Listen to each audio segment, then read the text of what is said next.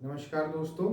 आज हम लोग डीसी मोटर के बारे में जानेंगे। इससे प्रीवियस वीडियो में हमने डीसी जनरेटर के बारे में रीड आउट किया था, तो आइए डीसी मोटर का कॉन्सेप्ट जानते हैं।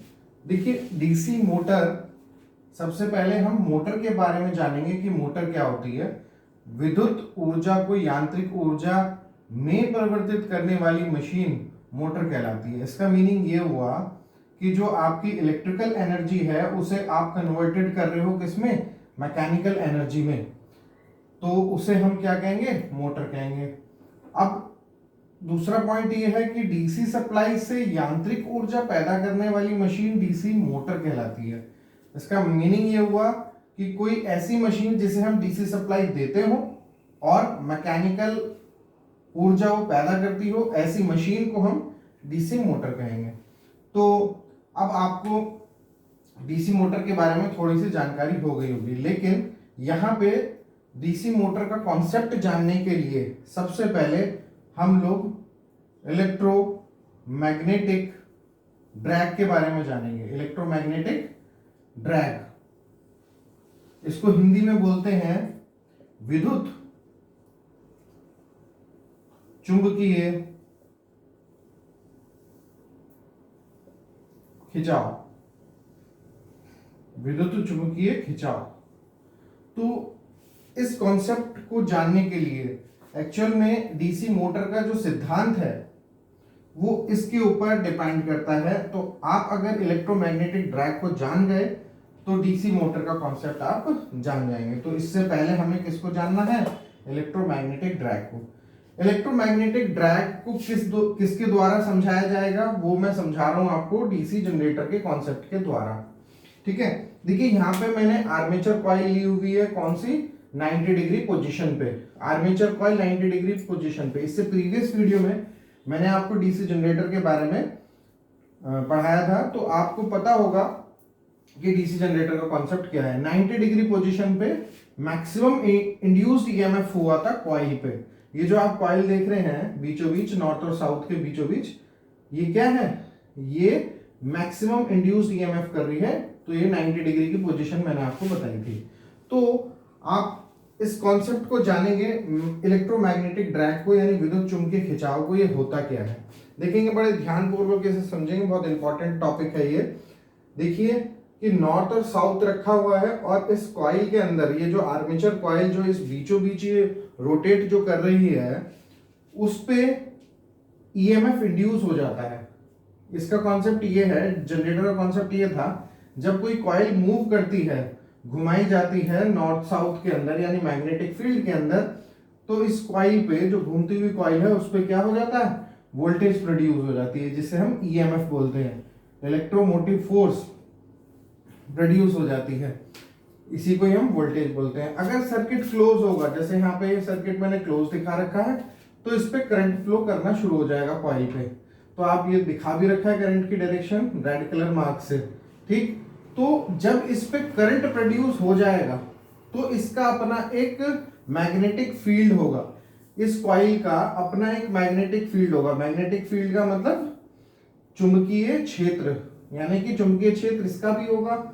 जब इसका अपना ओन चुंबकीय क्षेत्र होगा, खुद का चुंबकीय क्षेत्र होगा, इस करंट के द्वारा जो पैदा हुआ है, इस कॉइल के अंदर जो करंट पैदा हुई है, इसका भी अपना एक क्या होगा, चुंबकीय क्षेत्र होगा, यानी मैग्नेटिक फील्ड होगा। तो ये मैग्नेटिक फील्ड क्या पैदा करेगा, ये इलेक्ट्रोमैग्नेटिक टॉर्क आर्मेचर कॉइल पे लगाएगा। आर्मेचर कॉइल पे इलेक्ट्रोमैग्नेटिक टॉर्क लगाने का मतलब क्या है, इलेक्ट्रोमैग्नेटिक टॉर्क को ही बोलेंगे विद्युत चुंबकीय घुमाव बल। विद्युत चुंबकीय घुमाव बल यानी कि इलेक्ट्रोमैग्नेटिक टॉर्क उसकी उल्टी दिशा में इसे घुमाएगा। हालांकि यहाँ पे आपको मैं बता दूं, डीसी जनरेटर के केस में जो रोटेशन आपने किया है क्लॉकवाइज दिशा में, उसका टॉर्क ज्यादा है इलेक्ट्रोमैग्नेटिक टॉर्क से। देखिए, इस कॉन्सेप्ट को बड़ी बारीकी से मैं आपको समझाने की कोशिश करूंगा। तो आप देखिए, ये फिगर में मैं नॉर्थ बनाया हूं, एक तरफ मैंने बनाया साउथ, ठीक है, ये दो पोल बनाए और मैंने यहाँ पे ये रोटर ले लिया, ये रोटर का सेंटर है, ठीक है। अब आपने जनरेटर की अगर मैं बात करूं तो आपने इसे किस दिशा में घुमाया था, क्लॉकवाइज दिशा में। तो क्लॉकवाइज दिशा में आपकी क्या है, रोटेशन है। क्लॉकवाइज दिशा में आपकी क्या है, रोटेशन है। आप इसे क्लॉकवाइज दिशा में घुमा रहे हैं, घड़ी की घूमती दिशा में आप इसे घुमा रहे हैं। यही तो डीसी मोटर का, डीसी जनरेटर का कॉन्सेप्ट था कि जब आपने इसे क्लॉकवाइज दिशा में घुमाया तो क्या होगा, इसमें सवते ही क्या प्रोड्यूस हो जाएगा, उल्टी दिशा में, इसके अपोजिट दिशा में, रोटेशन की यानी गति की उल्टी दिशा में इलेक्ट्रोमैग्नेटिक टॉर्क प्रोड्यूस हो जाता है, जिसका मीनिंग ये है, इलेक्ट्रोमैग्नेटिक टॉर्क, TEM का मीनिंग ही यही है, इलेक्ट्रोमैग्नेटिक टॉर्क। इसका मीनिंग ही यही है कि ये आया किस वजह से, ये मैं पहले आपको बता देता हूं। जस्ट अभी मैंने आपको बताया था इसके बारे में कि ये आया कैसे। ये आया इस तरीके से था कि ये जो कॉइल आपने रोटेट करी थी, क्लॉकवाइज रोटेट कराई थी नॉर्थ साउथ के अंदर, तो क्या इसमें जब हमने क्लॉकवाइज दिशा में कॉइल को रोटेट कराया था नॉर्थ साउथ के अंदर, तो इस पे क्या प्रोड्यूस हो गया था, कॉइल पे करंट आ गया था। और जब कॉइल पे करंट आ गया था तो इसका अपना एक मैग्नेटिक फील्ड होगा, जो कि इस मैग्नेटिक फील्ड, ये जो नॉर्थ साउथ से मैग्नेटिक फील्ड निकला हुआ है, उसी को ही अपोज करेगा। तो इसके द्वारा कॉइल के अंदर यानी आर्मेचर कॉइल के अंदर क्या प्रोड्यूस हो जाएगा, इलेक्ट्रोमैग्नेटिक टॉर्क। इतना समझ में आया। तो इलेक्ट्रोमैग्नेटिक टॉर्क, रोटेशन, घूम तो ये इस तरीके से रही है, लेकिन उसके अपोजिट में ये क्या काम करेगा, आर्मेचर कॉइल को रोटेट करेगा। तो ये इधर इलेक्ट्रोमैग्नेटिक टॉर्क रोटेशन की उल्टी दिशा में लग गया है। आई होप ये कॉन्सेप्ट आपको समझ में आया होगा कि इलेक्ट्रोमैग्नेटिक टॉर्क आखिरकार है क्या। इलेक्ट्रोमैग्नेटिक टॉर्क विद्युत चुंबकीय घुमाव बल, ठीक है ना। तो ये हमें समझ में आता है यहाँ पे टॉपिक। तो हम आगे बात करते हैं डीसी मोटर के कॉन्सेप्ट की। तो अब हम डीसी मोटर की कॉन्सेप्ट के बारे में बात करेंगे, लेकिन इससे पहले मैं आपको यही बताना चाहूंगा कि जो इलेक्ट्रोमैग्नेटिक ड्रैग है यानी विद्युत चुंबकीय खिंचाव, वो यही है इलेक्ट्रोमैग्नेटिक टॉर्क। इलेक्ट्रोमैग्नेटिक टॉर्क के जरिए ही ये खिंचाव बन रहा है, क्योंकि ये क्या काम कर रहा है कि रोटर तो इस दिशा में घूम रहा है क्लॉकवाइज दिशा में, उसके उल्टी दिशा में ये क्या काम कर रहा है, ये टॉर्क लग रहा है। तो यहां पे मैंने आपको बताया जस्ट कि रोटेशन का जो टॉर्क है, क्योंकि ये तो आपने प्राइम मूवर के जरिए या बाय एक्सटर्नल मींस के जरिए आपने इसे क्लॉकवाइज दिशा में रोटेट करा रहे हैं, लेकिन इसमें सबसे ही ऐसा कुछ हो जाता है कि अपने आप ही इलेक्ट्रोमैग्नेटिक टॉर्क इसके अपोजिट दिशा में लगता है। हालांकि जो रोटेशन का टॉर्क होता है वो इस टॉर्क से, इलेक्ट्रोमैग्नेटिक टॉर्क से ज्यादा होता है। तो ये जिस दिशा में घुमाई हुई है उसी दिशा में ये घूमती रहती है। तो ये जो कॉन्सेप्ट है इलेक्ट्रोमैग्नेटिक टॉर्क का, ये जो डीसी मोटर है ये इसी कॉन्सेप्ट पे बताई जाती है। तो ये कॉन्सेप्ट आना जरूरी है। ये कॉन्सेप्ट आप समझ गए तो डीसी मोटर का कॉन्सेप्ट आप समझ जाएंगे। तो देखिए एक्चुअल में अब हम डीसी मोटर का कॉन्सेप्ट जानेंगे, क्या है डीसी मोटर का कॉन्सेप्ट। देखिए डीसी मोटर, यहाँ पे मैंने लिखा है आर्मेचर कॉइल पोजीशंस। यहाँ पे दो पोजीशंस दिखाई हैं जिसमें सेगमेंट जो है, कम्यूटेटर सेगमेंट चेंज हुए हैं। देखिए एक तो 0 डिग्री से 180 डिग्री तक और 180 डिग्री से 360 डिग्री तक, ये पोजीशन, दो पोजीशन मैंने आपको दिखाई है। इसमें वैसे पोजीशंस का कोई लेना देना नहीं है। यहाँ पे जैसे हमने 90 डिग्री और 0 डिग्री की पोजीशन में बात करी थी, यहाँ पे पोजीशंस का कोई लेना देना नहीं, क्योंकि हम कंटिन्यूअस करंट दे रहे हैं कॉइल को, तो यहाँ पे ऐसे पोजीशंस का कोई लेना देना नहीं है। देखेंगे इसका कॉन्सेप्ट क्या है डीसी मोटर का। हम क्या काम कर रहे हैं, ब्रश है, कम्यूटेटर है, कम्यूटेटर सेगमेंट मैंने आपको यहाँ पे दिखाया है, इसे होल को बोलेंगे कम्यूटेटर, ठीक है। तो कम्यूटेटर और ब्रश इसमें भी यूज कर रहे हैं, जैसा कि डीसी जनरेटर में हमने यूज किया था। सेम कॉन्सेप्ट है, बस अलग क्या है कि हम यहाँ पे देखिए जनरेटर में हमने लोड लगाया था, लेकिन यहाँ पे क्या लगा रहे हैं, सप्लाई दे रहे हैं डीसी सप्लाई दे दी हमने। ब्रशेस को हमने क्या दे दी, डीसी सप्लाई। देखिए डीसी सप्लाई जब मैंने दी है तो यहाँ पे क्रॉस दिखाया हुआ है, क्रॉस का मतलब करंट इनवर्ड है, इनवर्ड दिया हुआ है। और ये जो दूसरे ब्रश पे दिखाया है, एक B1 ब्रश में लिख देता हूं इसे। देखिए ये हमारा है B1 ब्रश और ये हमारा है B2 ब्रश। तो B2 ब्रश पे क्या है, आप सप्लाई निकाल रहे हैं, यानी कि करंट इससे निकल रहा है B2 ब्रश से। तो इसे डॉट ले लिया है और उसे क्रॉस ले लिया। ये मैं आपको प्रीवियस वीडियो में बता चुका हूँ, डॉट एंड क्रॉस। ये इनवर्ड है, ये आउटवर्ड है। इनवर्ड क्रॉस है, आउटवर्ड क्या है, डॉट है। तो हमें इसका कॉन्सेप्ट जानने के लिए ये बात जाननी होगी कि ये आप देख रहे होंगे कि यहाँ पे मैंने सप्लाई दी है पॉजिटिव नेगेटिव। जब ब्रश को मैंने पॉजिटिव नेगेटिव दिया है और बीच में रोटर है, उसके साथ कॉइल जुड़ी हुई है, इसमें आपको मैं बता दूं, यहाँ पे मैंने रेड मार्क दिखा रखा है। रेड मार्क का मीनिंग यहाँ पे ये है, ये जो एरो बनाई हुई है कि रोटर घूमना शुरू कर देता है। यहाँ पे क्या था, रोटर को ऑलरेडी घुमाया जा रहा था और करंट इस पे हमें मिली थी। तो आप देख रहे होंगे रेड से मैंने करंट दिखाई हुई है यहाँ पे अपने आप ये घूमना शुरू कर देता है। अभी घूमता किस वजह से है, घुमाव क्यों होता है, घुमाव बल इस पे कैसे लगता है, वो इसके कॉन्सेप्ट पे है, यानी विद्युत चुंबकीय खिंचाव के कारण इस पे जो बल लग रहा है वो क्या है, टॉर्क है। इलेक्ट्रोमैग्नेटिक टॉर्क के कारण ही ये मूव करना शुरू करती है। तो अब हम जानेंगे थोड़ा सा, एक बार हम फिर दोबारा से देखते हैं, जो मैंने बात बोली है उसे मैं आराम से इसमें समझाता हूँ फिगर के द्वारा। देखेंगे ये पॉजिटिव है, ये नेगेटिव है। जब करंट इस पे जाएगा तो कम्यूटेटर किस में कन्वर्ट कर देगा, डीसी। आपने दिया यहाँ पे क्या, डीसी सप्लाई दे रहे हैं यहाँ पे, लेकिन कॉइल पे हमेशा क्या आएगी, कॉइल पे हमेशा एसी आएगी। तो डीसी को कन्वर्टेड कर दिया किसमें, एसी में कन्वर्टेड कर दिया। किसके द्वारा हुआ ऐसा, कम्यूटेटर के द्वारा, जबकि जनरेटर में इसका उल्टा था। ठीक है ना, यहाँ पे आप देखेंगे डीसी टू एसी कन्वर्ट कर दिया है कम्यूटेटर के जरिए। तो यहाँ पे कम्यूटेटर एक तरीके से इन्वर्टर वर्क कर रहा है, इन्वर्टर यानी डीसी टू एसी। लेकिन जनरेटर के केस में एसी टू डीसी कन्वर्ट करता था, तो उधर एक तरीके से रेक्टिफायर का काम कर रहा है, और मोटर के केस में ये एक तरीके से इन्वर्टर का काम कर रहा है कम्यूटेटर आपका। तो जब आप कोई करंट कॉइल को देंगे, जब करंट कॉइल को आप देंगे और वो कॉइल नॉर्थ और साउथ के बीचों बीच रखी हुई है, यानी पोल्स के बीचों बीच रखी है, तो इस पे क्या प्रोड्यूस हो जाएगा, इलेक्ट्रोमैग्नेटिक टॉर्क इस पे प्रोड्यूस हो जाएगा और ये घूमना शुरू कर देगी। अब ये घूमना जो शुरू करेगी उसकी डायरेक्शन को पता लगाने के लिए हम फ्लेमिंग लेफ्ट हैंड रूल के जरिए जानेंगे कि ये किस दिशा में घूम रही है, क्लॉकवाइज दिशा में घूम रही है या फिर एंटी क्लॉकवाइज दिशा में घूम रही है। तो इसकी डायरेक्शन को जानने के लिए फ्लेमिंग लेफ्ट हैंड रूल का इस्तेमाल करेंगे।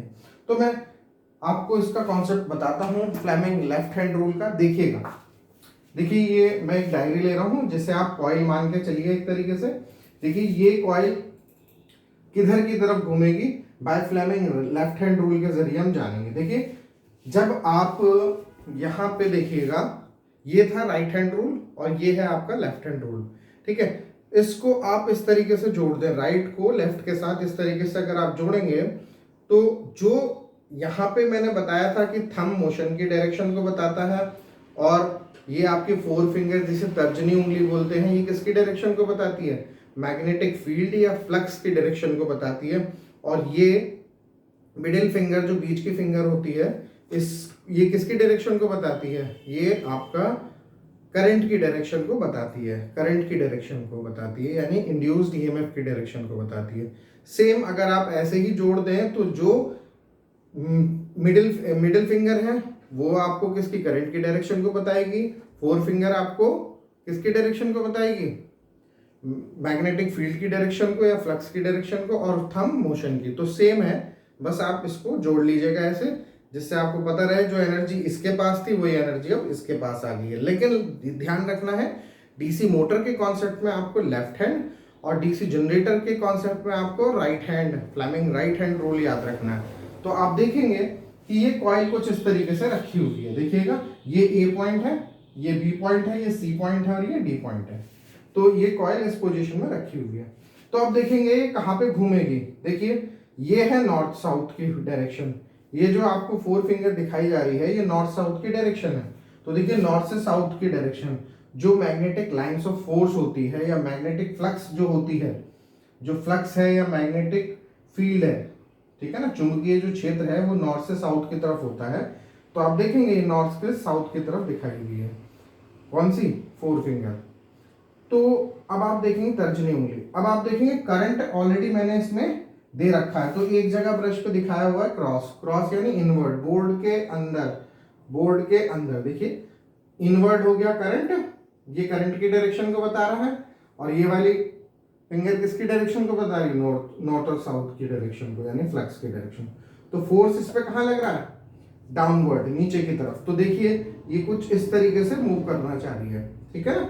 अब अगर आप इस वाली एज पे देखें, डी और सी की एज पे अगर आप देखेंगे, ये डी एज है, ये सी, कॉइल जो होती है ए बी सी डी, तो यहाँ पे डी सी की जो कॉइल है जो कि साउथ पोल पे है, तो इस पे देखेंगे फोर्स किस तरीके से लग रही है। देखेंगे करंट है आउटवर्ड, देखिए करंट है आउटवर्ड और नॉर्थ साउथ की डायरेक्शन है, फोर्स यहाँ पे क्या लग रही है, अपवर्ड फोर्स। दो ही फोर्स होगी, एक अपवर्ड होगी और एक डाउनवर्ड, ऊपर की तरफ नीचे की तरफ। तो यहां से तो लग रही है ऊपर की तरफ और इस एज से लग रही है नीचे की तरफ। तो कॉइल किस तरीके से रोटेट करेगी, लाइक दिस। तो I hope you can understand very well. तो आप डीसी मोटर का कॉन्सेप्ट जान चुके होंगे। डीसी मोटर का कॉन्सेप्ट ये है, when current carrying conductor place in magnetic field it produces a force और इट प्रोड्यूसेस ए टॉर्क। तो आप समझ गए होंगे ये जो टॉर्क है, जो इलेक्ट्रोमैग्नेटिक टॉर्क मैंने जनरेटर के केस में बताई है, इसी के द्वारा रोटर क्या है, घूमना शुरू कर देता है, उसी को हम डीसी मोटर बोलते हैं। फिलहाल मैं इसको फिर दोबारा से एक फिगर के द्वारा और बता देता हूं, आपको और क्लियर हो जाएगा। तो देखिए ये नॉर्थ पोल है, ये कोई हमारा रोटर है, ये हमारा साउथ पोल है। तो इलेक्ट्रोमैग्नेटिक टॉर्क कहां पे लगा इस केस में, इस दिशा में लगा, ठीक है ना। जो हमने करंट दिया था और नॉर्थ साउथ यानी कि पोल्स रखे थे, तो हमारा इलेक्ट्रोमैग्नेटिक टॉर्क एंटी क्लॉकवाइज दिशा में लगा था। अब रोटेशन किस दिशा में हो रहा है, रोटेशन भी उसी दिशा में हो रहा है जिस दिशा में इलेक्ट्रोमैग्नेटिक टॉर्क लगा था। आई होप आप इस कॉन्सेप्ट से समझ गए होंगे। तो अब आपको यहाँ पे क्या है, फ्लेमिंग लेफ्ट हैंड रूल के बारे में भी मैंने आपको बताया कि किस तरीके से फ्लेमिंग लेफ्ट हैंड रूल लगाया जाता है। एक बार पढ़ भी लेते हैं।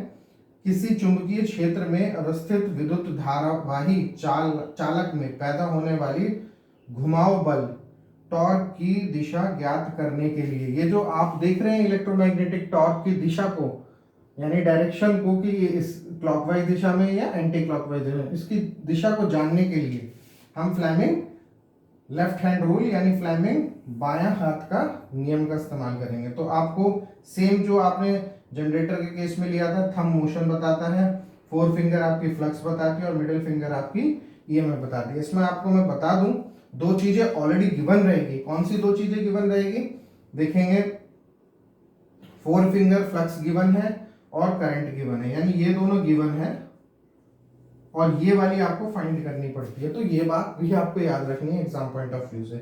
एक चीज और मैं बता देता हूं आपको डीसी मोटर के कॉन्सेप्ट के बारे में, कि ये क्वेश्चन बहुत आता है कि इसकी जो डायरेक्शन ऑफ रोटेशन है, डायरेक्शन ऑफ रोटेशन कैसे चेंज करी जाए। डीसी मोटर की डायरेक्शन ऑफ रोटेशन, अभी तो आपको मैंने बताया कि एंटी क्लॉकवाइज दिशा में घूम रही है, घड़ी की उल्टी दिशा में मोटर आपकी घूम रही है।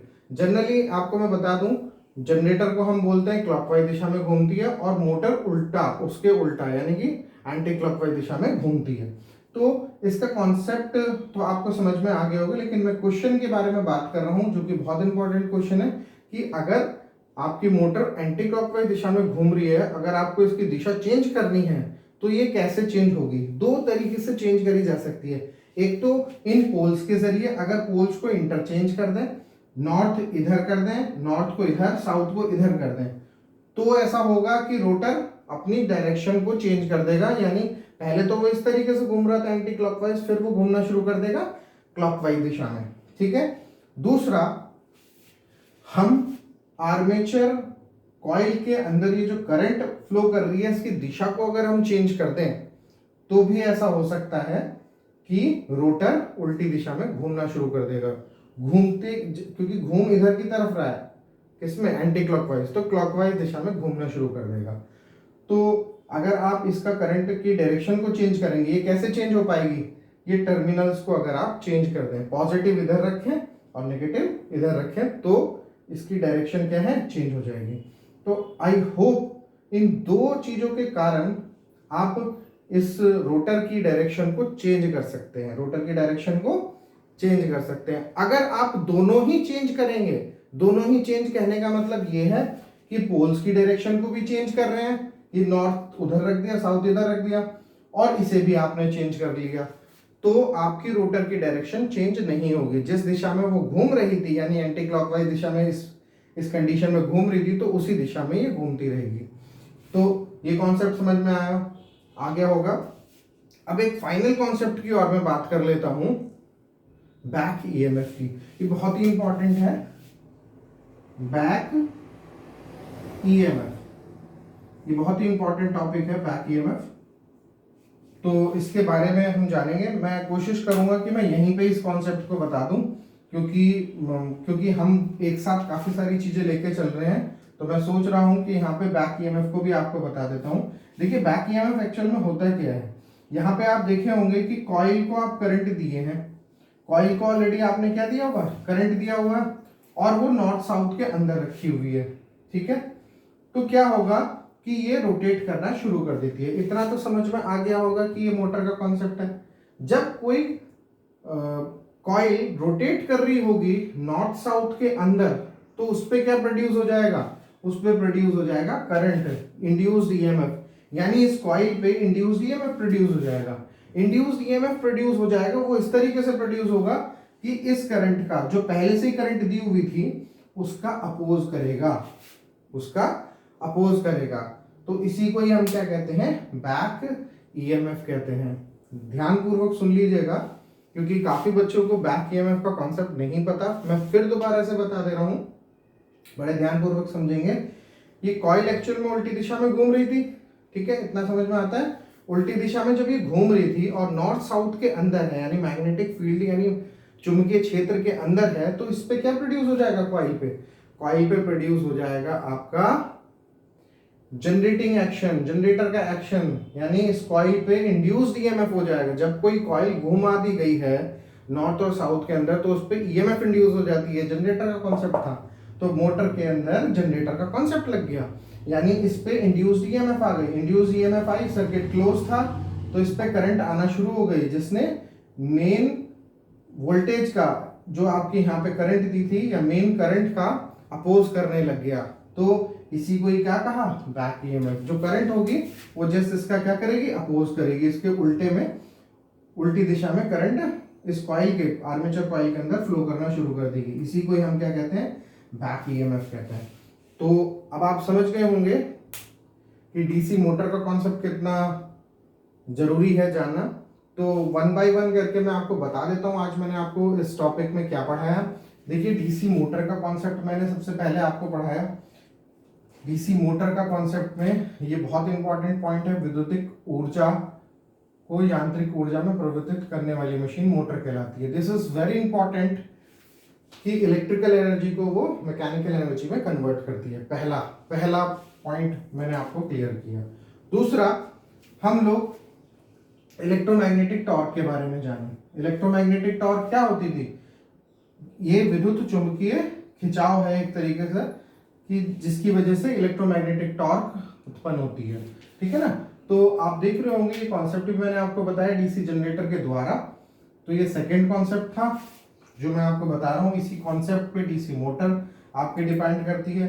तीसरा मैंने आपको क्या बताया, डीसी मोटर का कॉन्सेप्ट बताया तीसरा। चौथा, फ्लेमिंग लेफ्ट हैंड रूल के बारे में बताया। और पांचवा, बैक ईएमएफ के बारे में बताया। तो देखिए आज सिर्फ एक टॉपिक से 5 पॉइंट निकल के आए, तो ये बहुत ही इंपॉर्टेंट है, एग्जाम पॉइंट ऑफ व्यू से बहुत ही ज़्यादा इंपॉर्टेंट है। तो आप इसे रीड आउट करिएगा। अगर कोई आपको डाउट फील होती है तो आप कमेंट बॉक्स में मुझे बिल्कुल लिखिएगा। मेरा व्हाट्सएप नंबर भी आपके साइड स्क्रीन में आ रहा होगा, तो आप उस पर भी मुझे बता सकते हैं। तो जो भी आपकी कोई डाउट हो मैं जल्द से जल्द उसको सॉल्व करूँगा। आज के लिए इतना ही, मिलता हूँ नेक्स्ट वीडियो में। नमस्कार।